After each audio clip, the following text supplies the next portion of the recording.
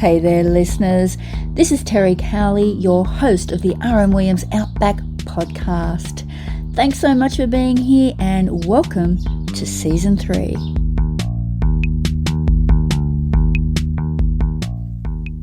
Munro Hardy has been a station ringer, livestock export stockman, ag tech business developer, asset manager, pearl industry worker, and Nuffield scholar researching opportunities to make the northern beef industry more resilient. He worked in assorted construction and mining jobs to save money for his pilot's licence, and when he finally became a pilot, worked in heli fishing ventures and airboat tours before starting his dream job of aerial cattle mustering. It saw him working on many big Northern Territory and Kimberley properties, including the famous Wave Hill Station, along with his partner, Grace McLeod, a fellow farm and station worker. Munro made the ultimate sea change in mid-2024, buying the veteran seafarer Cape Adieu and its attached vibrant tourism business out of Darwin Harbour. It's really great to have you on the podcast, Munro. Hello. Yeah, g'day Terry, and thank you very much for having me today. So you're featured in a story by Kerry Sharp, a journalist who does a lot of our Northern Territory stories, and I think the opening paragraph of her story about your new business in Outback is also a beautiful introduction to what you do now. So I might read it and then get you to expand on the experience. So her story starts: a pod of dolphins surfs the bow, creating their own glittering wake as Cape Adieu glides across the mirror-still surface of Darwin Harbour. Out to the west beyond the Beagle Gulf and Timor Sea, a giant golden orb in a fiery orange-red sky drops below the horizon, and another balmy Darwin day for cruisers gives way to twilight. It's a magical time to be on the water in Australia's tropical top end. Now, I'm just seeing you on that boat, taking those amazing sunsets in. You must have to pinch yourself sometimes. Absolutely, we do. She's captured it really, really beautifully, I think, there. Night after night, we are absolutely spoilt with exactly how she's described it there. Sunsets in Darwin are just something else. They're so special up here in the top end. Very iconic. I think if you make it through the Territory and all the way up to Darwin, it's just something you got to see. It's an iconic sort of experience for people coming into town to cap the day off with a sunset cruise and dinner and drinks. And we are blessed to be able to do that night after night. Now, as I alluded to, you've got a really interesting background, which we'll get to in a moment, but let's just stay with, am I saying it right? I should have checked. Cape Adieu, is that correct? Correct, is that yeah, the correct Cape pronunciation? Adieu. I'm glad Yes. I got that right. I use Adieu as my word to start Wordle every day, by the way. Do you Wordle? Because it's got all those vowels. Oh, fair dinkum. I've heard that a couple of times, actually. We were doing it every day until we purchased the business, and we found ourselves a bit busy now. So we haven't for a couple of months. Yes, yeah, fair enough. So we'll stay with talking about the boat and what you do. So you see a lot of dolphins and turtles, and you also saw some dugongs recently. Amazing. Yeah, we often see dolphins. That's probably more of what we see than anything out in the harbour, and then often just behind the pontoon where we park here as well, where I am today. We see turtles often, especially on extended charters when we head out towards Arnhem Land and Tiwi Islands. Lots of stingrays and manta rays out there. But yeah, we saw one from afar the other day that we couldn't work out exactly what it was. Originally, we thought it was dolphins and then turtles because it was sort of frolicking in the water a bit. And then, we had a closer look with the binoculars, and it was a dugong just out in front of Fanny Bay. Well, I guess that speaks to some reasonable water quality there. Yeah, superb. Darwin waters are magnificent. We've got over 20,000 hectares of mangroves that surround Darwin Harbour coastline. And they do wonders for the ecosystem up here. So they home to a lot of different species and seagrasses out the front as well on those sand flats. Ideal for the dugongs. So we've talked about the Darwin cruises, but you also do trips to Arnhem Land and the Kimberley. Yeah, we haven't been to the Kimberley in this boat yet. But yeah, we've been across to Arnhem Land, the Coburg Peninsula, which is just absolutely spectacular. So aiming for sort of 7-day trips out there and back. And we tow a couple of tenders with us to get us access along the coastline and offshore a little bit to the reefs, have a look at some islands from afar as well, and do a bit of fishing while we're there. And it is just superb. The wildlife, the marine life, the fishing is second to none.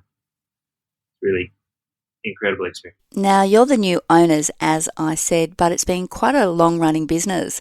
I believe it's hosted more than 100,000 guests, which is amazing.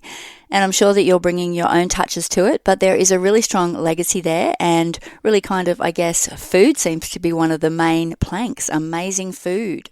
Absolutely. It's been set up as an incredible operation that we took on, and it was a turnkey business from the start, so we hit the ground running. It has been awarded Darwin's best seafood restaurant, and it's got a tremendous legacy that we really aim to uphold. It's been operating in tourism since 2003, doing these harbour cruises. And in the past, it has done charters as well down the Kimberley and across to Arnhem Land. It's even been over to Indonesia doing surf charters and dive charters up to the Philippines as well. And it hasn't actually done charters for quite a few years now, so we're hoping to reopen those. We'll do those in the shoulder seasons between sort of March and maybe up to June, and then from the end of September up to mid-December. And with extended trips, we're doing sort of week-long trips, so they're going to fill up pretty quickly too, we expect. So you've got like a chef on board making crispy crocodile bites. That's intriguing. Fresh seafood, obviously, barramundi, buffalo steak, and onboard cellar. Wow, it sounds pretty idyllic. Absolutely. Yes, we do have a chef on board who will be a part of those journeys and every night with our cruises on the harbour. But Grace and I, we've both been involved in agriculture and farming most of our working lives. And through my Nuffield scholarship, it really opened my eyes to the world's food production system and how interconnected that is globally. And it's given me an appreciation for what people do. And we're trying to continue that journey ourselves with what we're doing with Adieu now, and really showcase Australian agriculture and particularly local produce up here in the territory. So crocodile, for example, is one thing that we do, and we often work with buffalo as well. Barramundi, of course, is a staple up here. So just trying to utilise as many fresh ingredients as we can so that we can give visitors on board Adieu a real taste of the top end and our produce up here. Fantastic. Tell us a bit about the boat, sort of the original life of the boat, I guess, if you like, and its history, because it was built in 1978. 1978 down in Whyalla, yes, by McLeod Senior, and he took it out. He originally designed it, I think, for efficiency. So back then, fuel prices were increasing. It was quite expensive, almost prohibitive to go out and catch the crayfish that they were doing back in the day. And so he designed this boat to be a motor sailor so that it'd be more efficient to get out to the pots. It's a very manoeuvrable boat. It's got a deep keel on it. It's a 3-metre draft, but quite a short keel, so it can sort of turn on a dime. It's very manoeuvrable to be able to get around the pots as it was designed for.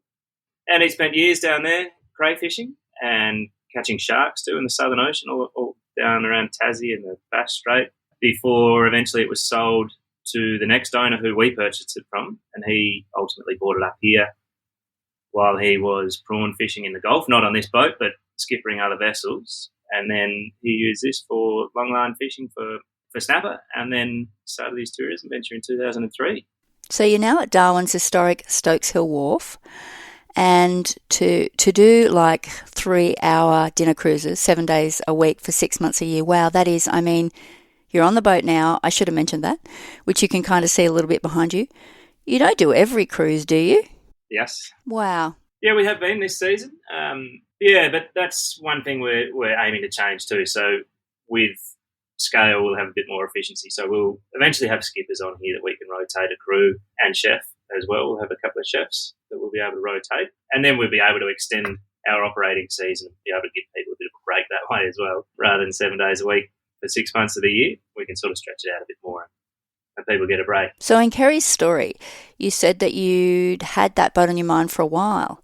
Why was that? Because it's very different to what you were doing in the past. Yeah, yes, it is. I've always had a dream of sailing the world. Always wanted to do that. And, getting on a bit now, that's probably a bit challenging to do at the stage of life that I'm at. Yeah, I can see you really getting on there. Must be hard. Yeah.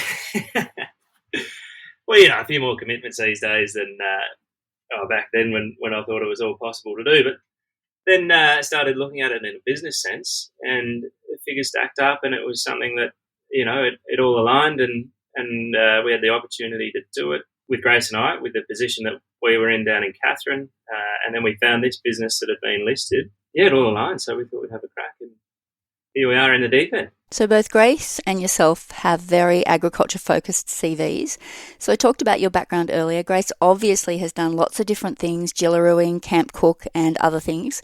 How do you sort of divide the responsibilities between you? Because Kerry's story also mentions that Grace gets seasick, which I can relate to. And I thought to myself,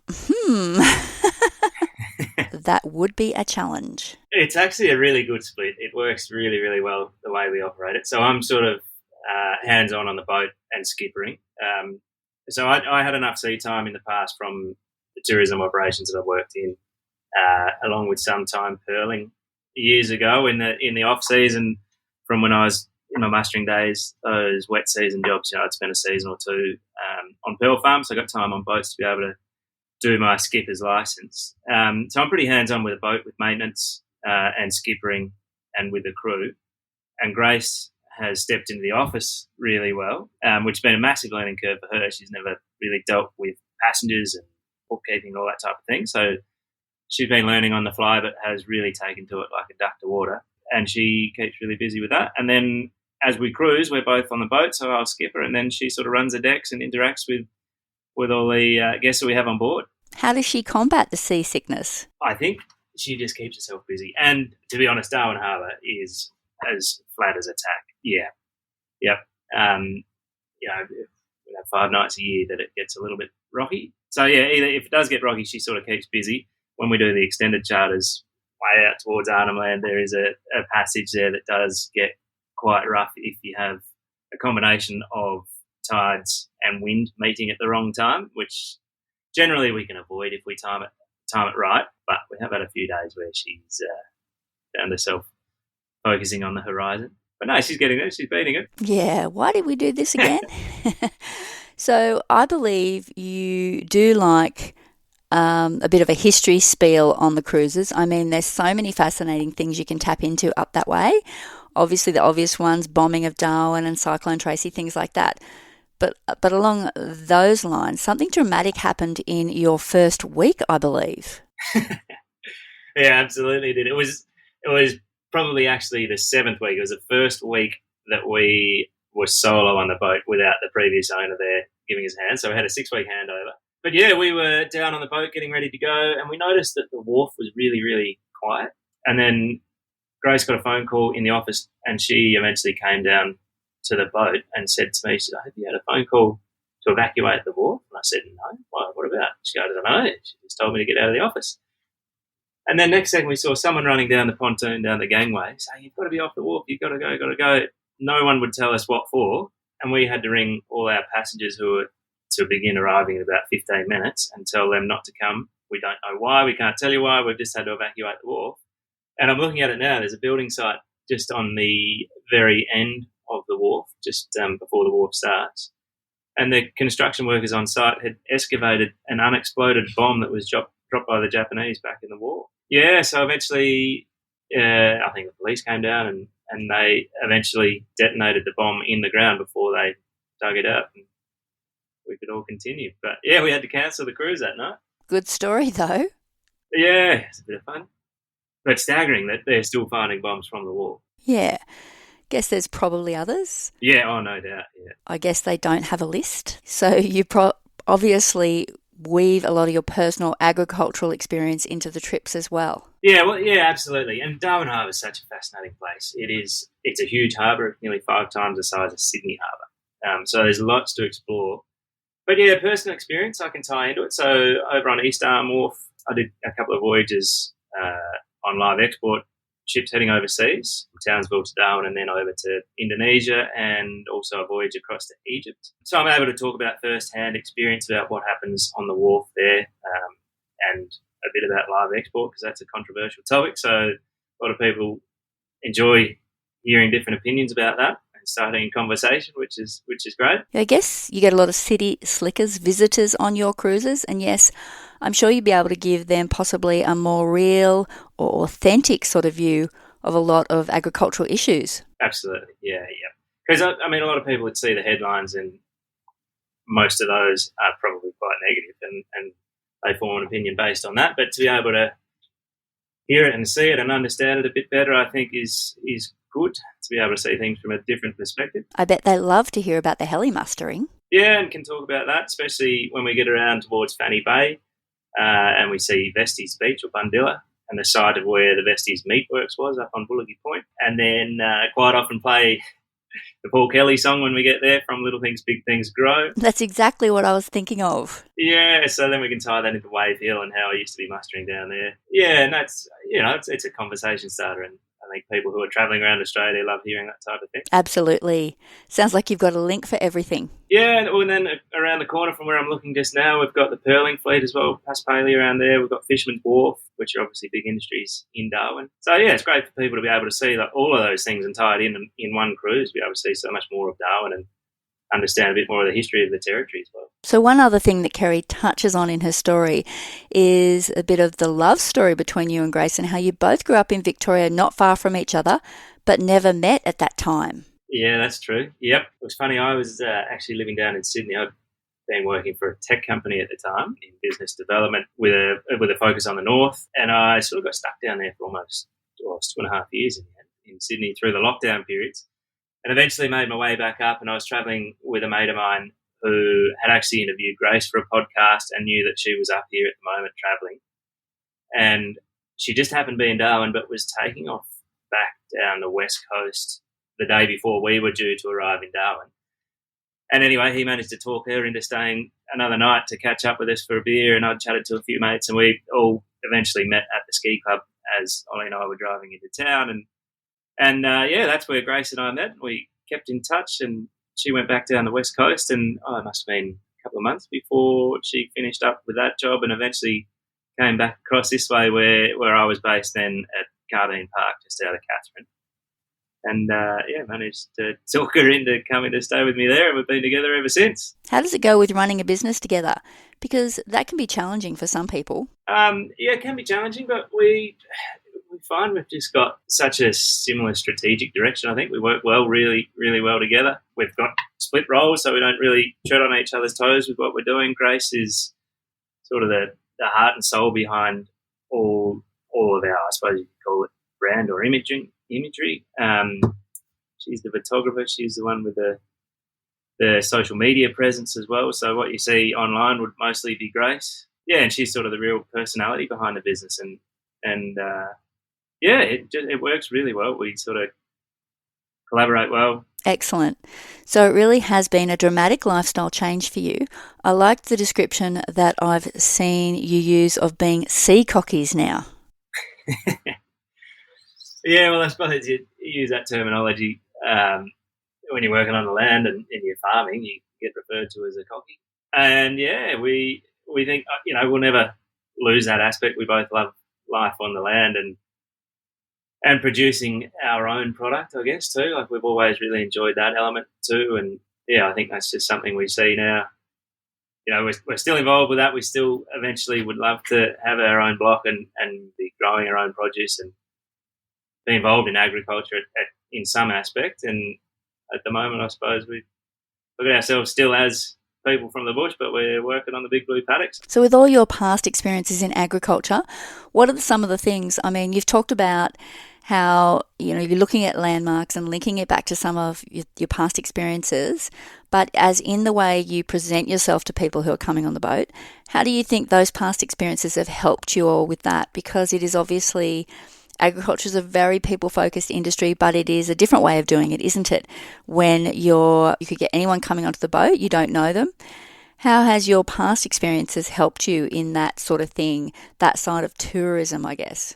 Absolutely, yeah. I think agriculture can be a quite siloed sort of industry where we are very separate from city life and people who aren't involved in agriculture, which is a funny thing because you get to the crux of it, I think everyone is somehow involved in agriculture. We all eat food and no one would be here if it wasn't for agriculture, I don't think. And I think the link has just really vanished between the two because we're not communicating our story well enough as an agricultural industry. And I think that's something that we really need to improve on. There's a lot of people who are trying to do that now with podcasts and there's a lot of effort going into that, which is absolutely fantastic. Needs to be encouraged. I think we need to see more of it.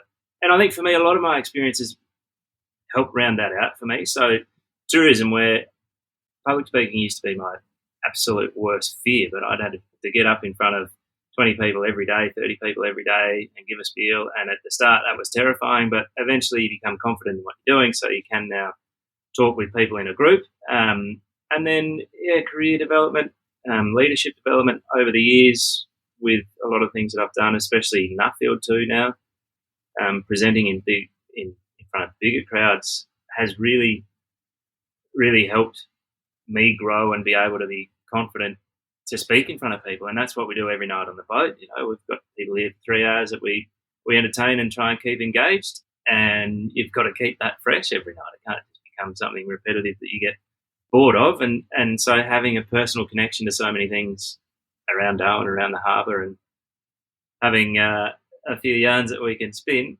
I think past experience has been really good to allow me or help me to do that. I guess people wouldn't necessarily expect to be meeting someone who has that kind of experience. They might just think you've always done what you're doing. I'd imagine there's a nice surprise for them in learning about agriculture, whether it's through what you're saying or through the food. Absolutely, yeah. It's funny you say surprise, because often people get on here and they'll ask how long we've been running the business or skippering the boat for, and looking back at the very start when it was 6 weeks, you'd say, only 6 weeks, I've been driving the boat for 6 weeks.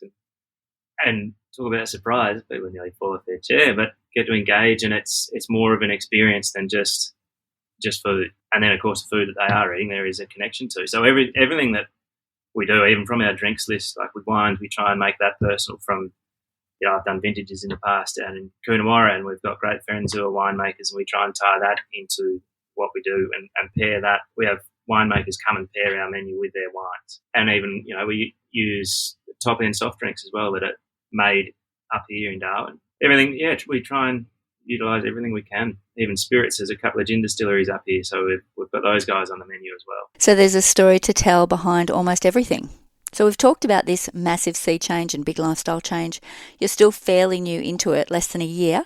What would you say is your favourite thing about this change? Favourite thing? That's a good question. It's great to be back in town. My brother's up here. We've got family up here. Grace's brother's up here as well, and their family. So it's good to be close to family again, because I've spent such a long time out bush where, that's quite seasonal work too. For years I spent, even in a chopper, you'd have a bag and a swag and a fishing rod and off you go for 6 months. And as a roving pilot working on so many different stations, you don't really have a base doing that. And so, been a lot away from home for a long time, even contract mastering and working in camps, you're still away, and haven't really had that base. So it's great to finally touch down and have a base. We're in town. We've got the dogs here now. We've got the horses out on East Point, and it's all quite central, which is a really, really good thing.